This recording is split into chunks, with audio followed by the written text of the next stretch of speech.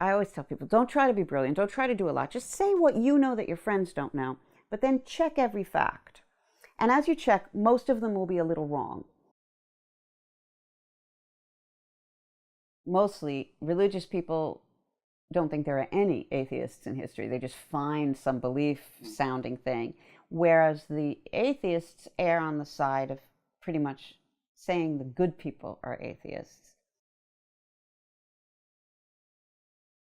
Well, someone recently said she wears a lot of hats, but her head is poetry, and I liked that. But there's poetry and there's scholarly history, and then there's writing uh, more more publicly. So I wrote this poem when a friend of mine did it.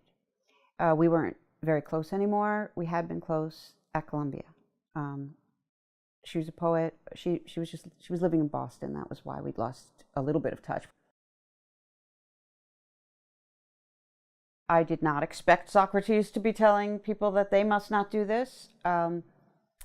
I was surprised and delighted by Wittgenstein's argument. He doesn't spend much time on it, but he says if anything is if anything is not allowed, suicide is not allowed, and if suicide is allowed, anything's allowed.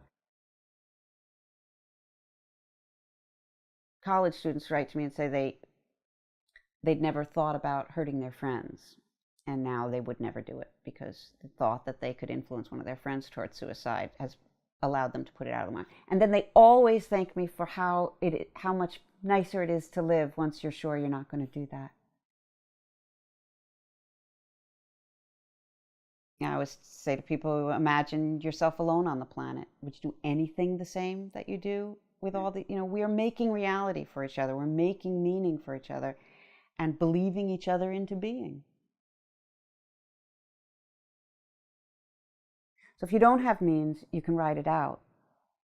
And that's one of the reasons I call my book a sort of conceptual barrier, because I know that bridge barriers work, which is amazing. Everyone thought we'll put up a barrier, they'll just go to another bridge, but they don't. They go home.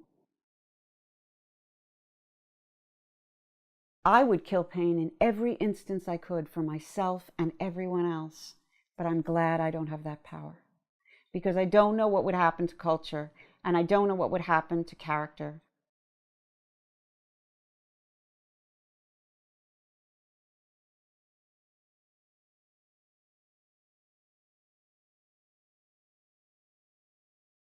But I do think that, especially in America, where we're so concentrated on positivity and smiling and covering up the hard spots, speaking the truth about how it is for you is, I think, the hugest contribution that each of us can make. And we can make it in tiny ways. We can make it when we're feeling too small and weak to do anything. You just don't pretend it's all okay for you if you can. If you see someone else in distress, say, me too sometimes.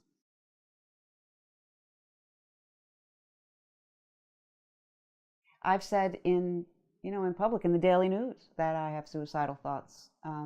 That's something I did not want to come out with, but I chose to because I wanted to get past people's defenses and have them be willing to consider these ideas.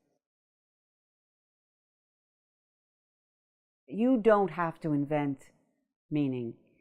You don't have to rise up and decide meaning and then nurture it. That your culture is, and your community is going to do some of that work for you. And sometimes you have to let it. Sometimes you have to let the reins go and follow along with what the other people are doing and see if there's some joy in it. Because sometimes they know stuff you don't know.